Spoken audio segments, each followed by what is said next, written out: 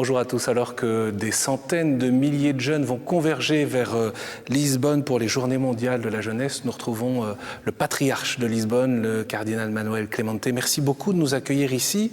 C'est aujourd'hui le siège du patriarcat de Lisbonne, le monastère Saint-Vincent du Dehors. Peut-être qu'il faut dire un mot, de l'ancienne ville. Ouais. Et ces lieux d'ailleurs nous disent quelque chose de l'histoire de l'Église ici à Lisbonne, au Portugal. Oui, le diocèse de Lisbonne, le christianisme à Lisbonne a commencé environ le IIIe siècle. Et nous avons des évêques à Lisbonne depuis le IVe siècle.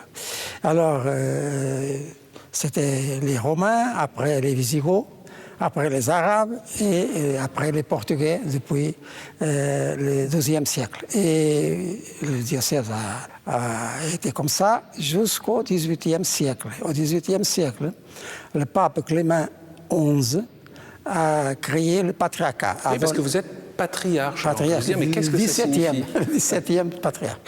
Alors, je suis l'évêque de Lisbonne. Ce titre, c'est simplement un titre, c'est plus que cela.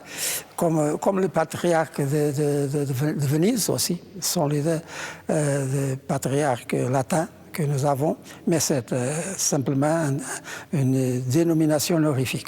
Ça dit la dignité de cette église et de son histoire. C'est de cette ville, Lisbonne, que d'innombrables jeunes, dont de nombreux missionnaires, sont partis vers des terres inconnues. C'est ce que dit le pape à propos de Lisbonne, afin de partager leur expérience de Jésus avec d'autres peuples et nations. Avec vous, Éminence, au cours de cet entretien, nous allons pouvoir chercher à comprendre quels sont les défis actuels de l'évangélisation ici pour les jeunes au Portugal, aussi comprendre l'esprit dans lequel vous avez préparé ces journées mondiales de la jeunesse. Peut-être un petit détour pour vous situer.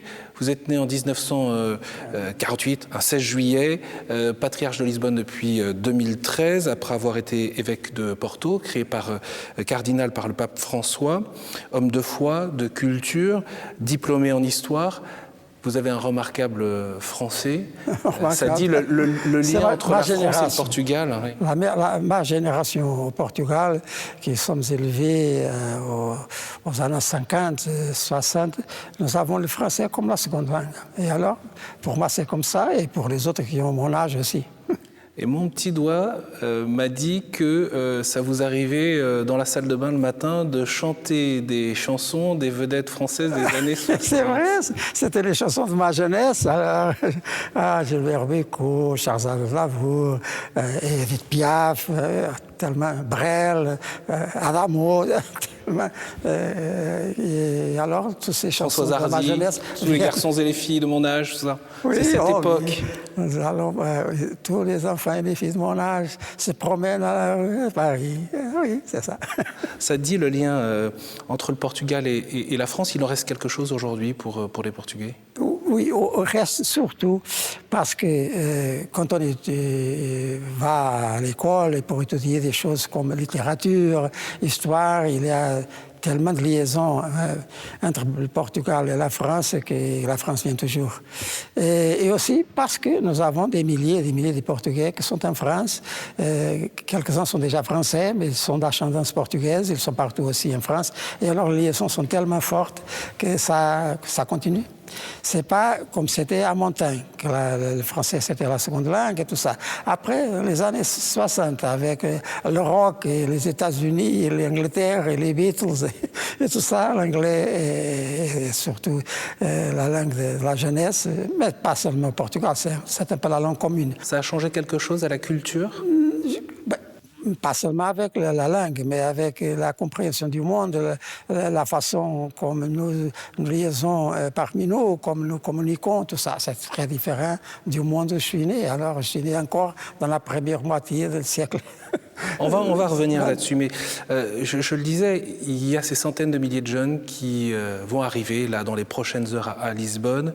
Qu'est-ce que vous avez envie de dire à ces jeunes? Quel est votre message au fond?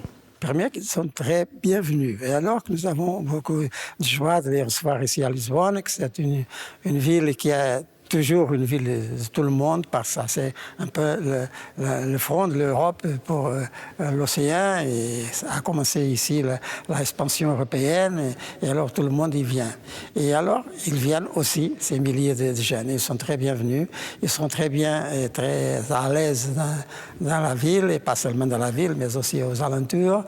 Et comme ça, c'est une grande fête autour de tout ce que le Christ nous a apporté, de présence de Dieu parmi nous, de toute la communauté qui les constitue avec son esprit. On peut le dire, mais surtout on peut le sentir. Et ça sera très bon. On sait combien les Portugais sont attachés à l'accueil, hein, à la qualité de l'accueil, à ouvrir les portes de leur paroisse, de leur foyer. C'est d'ailleurs une manière aussi concrète de partager leur foi, au fond. Pourriez-vous nous dire quelques particularités du visage de l'Église ici au Portugal, en quelques mots, juste pour qu'on puisse mettre à jour peut-être l'image qu'on a de cette Église. Avec toutes les difficultés que l'Église a toujours, et maintenant, avec ces problèmes qui sont apparus, les abus et tout ça, alors ça c'est un peu lourd. Hein. Mais, il y a eu un travail, une commission indépendante. On travaille, nous avons des commissions, tous les diocèses, nous travaillons, nous sommes très attentifs pour résoudre tous ces grands problèmes, ces graves problèmes. Une attention aux personnes victimes. Oui. Et nous ferons tout ce qu'on doit faire. Mais avec tout ça et d'autres choses, et les problèmes que les personnes ont pour l'habitation, pour le logement, pour le travail, pour tout ça, la santé, nous avons tous ces problèmes et nous sommes très procurés par des personnes d'autres pays qui sont encore plus pauvres et qui veulent venir ici.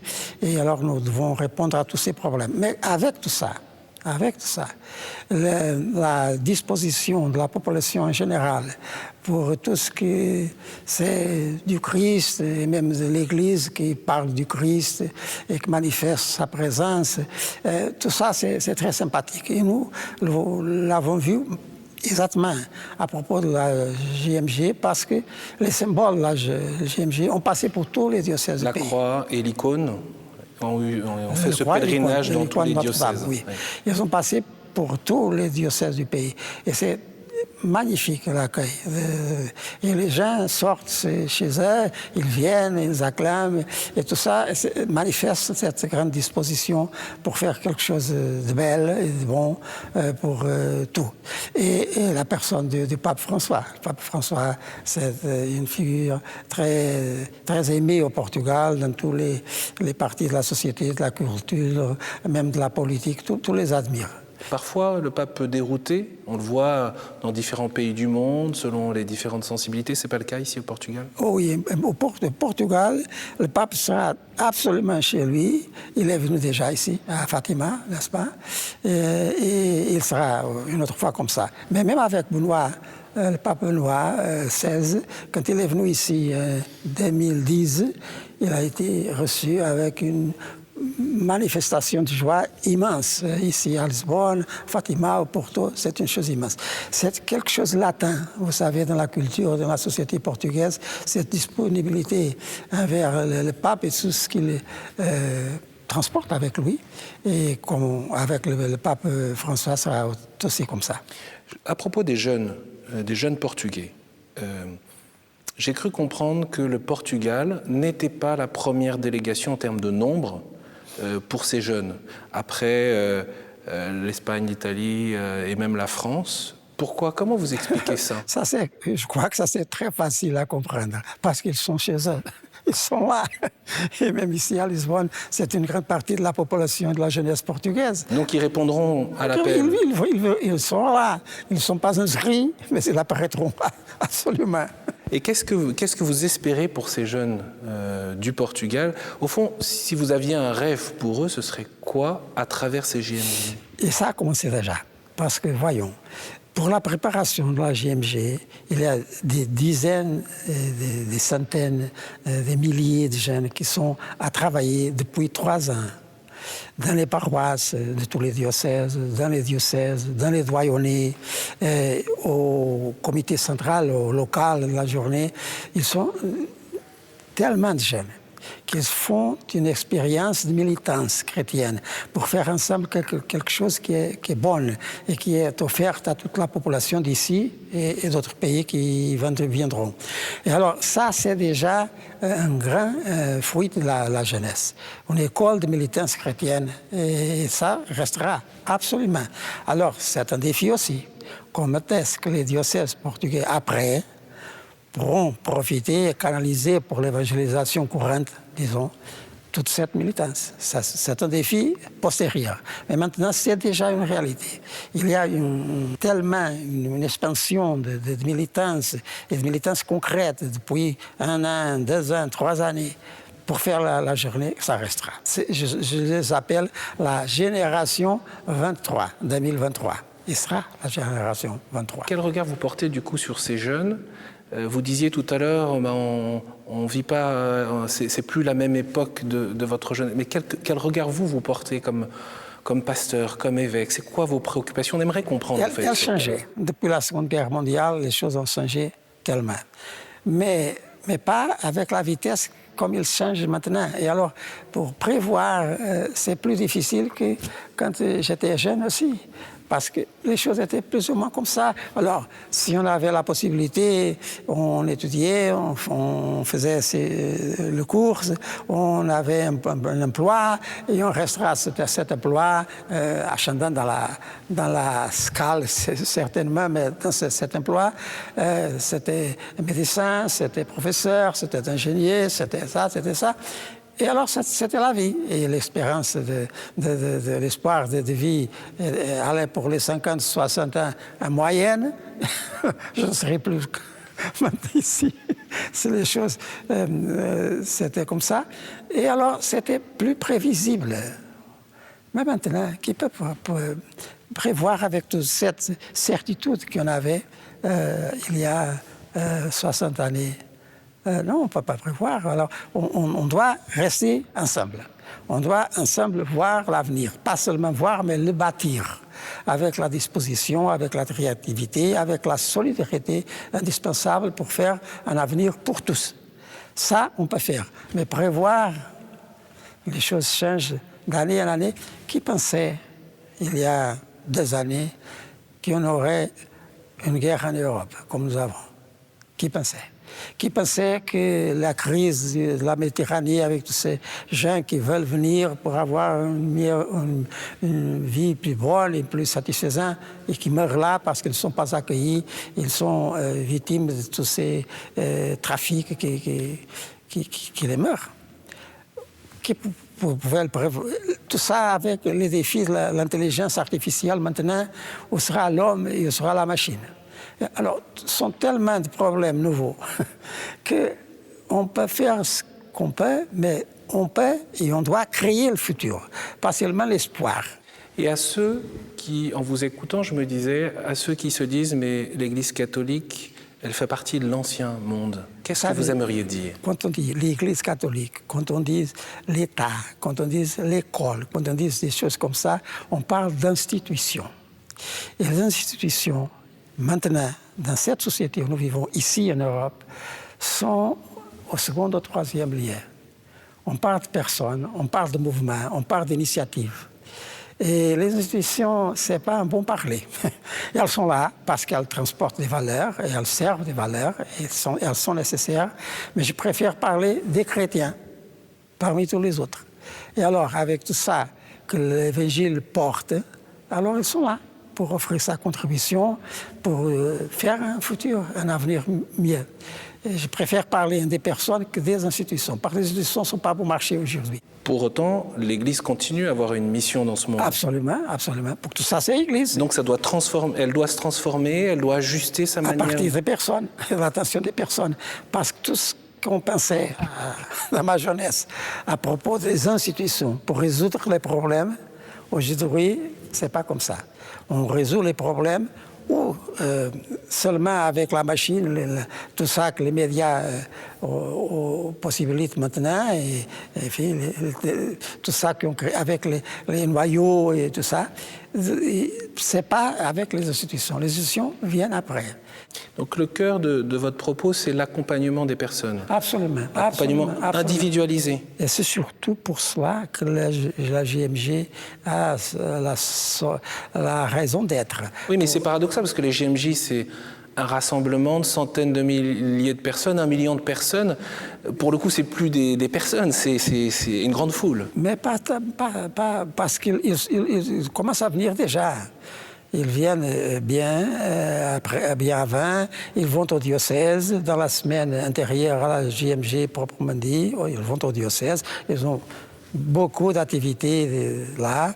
Et même dans la semaine de la JMJ ici à Lisbonne, ils ont tellement d'opportunités de se retrouver tout naturellement ou à des événements culturels, sportifs, musicaux, d'évangélisation, de prière. C'est tellement l'offerte qu'ils se trouveront, ils feront des amitiés, et alors ils feront d'autres relations qu'ils transporteront avec eux. Si on parle des jeunes et en tout cas un certain nombre qui s'engagent, et même peut-être des séminaristes que vous connaissez bien, puisque vous avez été longtemps responsable du grand séminaire. Ces jeunes aujourd'hui, est-ce qu'ils ne sont pas plus conservateurs que leurs aînés, plus traditionnels ? Il y en a, je pense à des jeunes prêtres qui aspirent à porter la soutane et qui la portent. Comment vous accueillez cela ? Oui, ça c'est un peu l'association des générations. Ça a été toujours comme ça. Aujourd'hui, avec plus de vitesse, comme tout. Mais toutes les générations sont un peu distantes de la génération antérieure. Donc ça ne vous inquiète pas, parce que vous le dites avec un petit sourire. Parce que moi-même, j'ai vécu ça. Ma génération, nous avons 20 ans aux années 60, est très différente de la génération antérieure, n'est-ce pas? Et après, avec toute cette, comment on peut dire, cette confusion même d'idées, et de propostes, et de propositions, et tout ça qui est devenu aux années 70, 80, alors, ça a commencé à faire une génération qui va être plus sûre, va être ses pieds sur un sol plus fort. Et comme ça, ils ont été très militants dans sa jeunesse, et même ils ont vécu des controverses, même à l'école, avec ses collègues, même avec ses professeurs. Oui, le fait de se dire chrétien, c'est pas toujours ça. Alors, ils sont très résistants. Et ça se comprend. Et l'autre génération qui viendra fera l'équilibre. C'est toujours comme ça. Éminence, vous parlez de cet accompagnement des personnes, de la nécessité de clarté aussi, le besoin de clarté pour ces jeunes.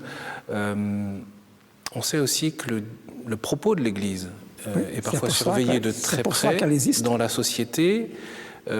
C'est parfois difficile de parler à contre-courant de la culture dominante sur la question de la famille, sur la question de la sexualité, sur les questions éthiques, début et la fin de vie. Qu'est-ce qu'il faut faire? Est-ce qu'il faut continuer à parler?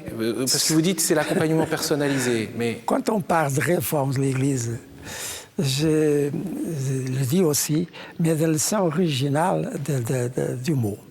Réforme, c'est reprendre la forme originelle. Et alors on voit aux évangiles, aux actes des apôtres, aux épîtres, comment ça a commencé. Ça a commencé avec très peu de gens. Et aussi de jeunes, parce que Jésus, il y avait 30 ans, et son groupe, c'était un groupe de jeunes aussi, n'est-ce pas? Il a commencé dans un monde, c'était un monde très différent, et même résistant à la proposition chrétienne. La famille, la morale, tout ça. Ce que vous avez, l'État, c'était l'État romain, où l'empire et la religion se confondaient. Alors, avec toute cette différence, ils ont commencé. Avec la nouveauté de l'Évangile, que c'est aussi une nouveauté pour aujourd'hui, pour la compréhension de la vie, pour la compréhension de ce qu'est l'humanité au masculin et au féminin, sa complémentarité, sur sa proposition pour la famille, sur l'unité du couple, tout ça, ce que le Christ a apporté et que les évangiles nous portent aussi. Alors, il faut commencer. Et avec Pas de peur, parce qu'ils étaient très peu. La communauté de Corinthe, ils étaient une ville qui avait, quand il y était des jeux de l'isthme, hein, peut avoir des 100, un demi-million d'habitants. Et alors c'était une centaine, peut-être, ils étaient là, cette église. Et avec des divisions déjà, comme Paul écrit dans ses épîtres aux Corinthiens, hein, à Rome, qui étaient les chrétiens à Rome, c'est très peu. Alors, pas peur. Ça s'est mal fini pour un certain nombre, et en l'occurrence, le message du Christ n'a pas été reçu. C'est la croix. Mais il a même demandé cette interrogation terrible, quand le Fils d'homme reviendra, il y aura encore de foi. Il a fait cette demande terrible, mais pour tous qui portent cette foi, et que cette foi transporte dans la vie, dans toutes ses dimensions, ensemble, les uns avec les autres, partageant la foi et partageant tout ça, ce qu'est le Christ parmi nous, alors on recommence. Pas peur. À propos d'incompréhension, j'ai une question. Votre évêque auxiliaire, qui porte la préparation des JMJ, Monseigneur Américo Aguiar, annoncé futur cardinal par le pape François, a suscité une polémique mi-juillet, parce que quand il a dit « les JMJ n'ont pas vocation à convertir à tout prix les jeunes au Christ ». Alors, qu'en dites-vous? Oui, il a dit quelque chose semblable à ce qu'a dit, par exemple, le pape Benoît dans ce discours à la curie romaine en janvier 2012, je me souviens bien. Il a dit que pour le dialogue, il ne faut pas faire la controverse, il faut écouter. Et nous faisons un chemin ensemble. La synodalité n'est pas seulement entre nous, parmi nous, c'est avec tout. Et c'est ça, y compris les jeunes d'autres religions. Alors oui, alors ils sont très bien reçus, ils viendront, les chrétiens sont là, le signe vivant du Christ parmi nous sont les chrétiens qui vous écoutent. Moi, écoute, il a dit aux disciples, pas seulement aux apôtres. Alors ils sont là, mais les autres viennent aussi. Et s'ils voient les chrétiens, ils ont certainement quelque chose à apprendre avec eux. Et les chrétiens auront peut-être quelque chose à apprendre avec les autres. C'est une humanité plus large. Mais à travers les JMJ, est-ce que vous voulez que des jeunes se convertissent au Christ? Qu'ils se convertissent à tout ce que le Christ transporte. Et que les chrétiens ont le devoir de porter et transmettre, tout simplement. Même à nos églises, nous célébrons avec la porte ouverte. Viens qui vient. Éminence, le pape François a passé 5 jours au Portugal. Je crois que c'est le plus long séjour d'un pape, au fond, dans votre pays, avec les grandes célébrations des JMJ, mais aussi avec des temps, je voudrais juste y revenir très brièvement au terme de cet entretien, avec un temps de rencontre avec les autorités, avec le monde universitaire, un pèlerinage à Fatima. Le Portugal, vous l'avez dit, on l'a dit, a été pendant longtemps l'un des grands pays les plus catholiques d'Europe. C'est moins le cas aujourd'hui. Qu'est-ce que vous souhaiteriez que le pape fasse passer comme message aux autorités, aux responsables politiques dans ce pays? Ce qu'il transporte toujours. Le pape François, c'est une présence évangélique très convaincante. Tout ce qu'il dit, ses priorités, les pauvres, les plus abandonnés, ceux qui veulent avoir et trouver une meilleure vie et qui n'ont pas la possibilité de faire dans leur pays. Toute cette priorité aux plus pauvres, c'est très évangélique. Et alors, ça touche profondément au cœur des gens, qu'ils sont chrétiens, qu'ils ne sont pas chrétiens, qu'ils sont politiques ou qu'ils sont citoyens communs. L'Europe tend à rompre son lien avec, c'est une tentation forte, avec ses racines chrétiennes. Pourquoi dans le programme du pape figure une rencontre avec des jeunes universitaires? Est-ce qu'il y a un enjeu particulier dans la manière de renouer ou d'entretenir un dialogue entre foi et culture en Europe? Oui, absolument. Et tout ce que le christianisme transporte à la culture, c'est la culture vivante, avec les valeurs qui sont déjà là, dans la façon d'être et d'être avec les autres. Il ira aussi à l'université catholique ici à Lisbonne, cette rencontre, mais il ira aussi à une école, les écoles au Corrientes qu'il a fondées aussi, qu'il a accompagnées dans l'Argentine. Et puis bien sûr, il y a Fatima, C'est là aussi où s'exprime peut-être le cœur de la foi des Portugais, là où la Vierge Marie est apparue en 1916-1917. Absolument, Fatima, depuis un siècle, c'est le centre catholique du pays. Et c'est aussi une présence avec la mère de Jésus, la mère de Dieu, c'est une présence très maternelle du christianisme, essentielle dans la vie des gens. Ils y vont toujours parce que ce sont des millions que tous les années ils vont, mais pas seulement du Portugal, tous les coins du monde. Et le pape a une dévotion aussi très intense avec Notre-Dame, Notre-Dame en général et à Fatima en particulier, et il viendra. Ce n'est pas un secret, Éminence, avant même vos 75 ans, vous aviez remis votre démission au pape François pour être relevé de votre charge. Il a promis de vous libérer après les JMJ, on ne sait pas quand, mais après. Qu'est-ce que vous allez faire après ? Comme j'ai répondu déjà sur l'avenir en général, alors on est là pour ce qu'il demande et j'aurai peut-être l'opportunité de faire un tas de choses que maintenant je n'ai pas le temps ni l'opportunité de faire. Comme vous avez dit, j'ai étudié et j'ai travaillé encore dans l'histoire et il y a tellement de choses pour définir mieux, parce que ce sont des expériences vécues, mais pas tellement réfléchies.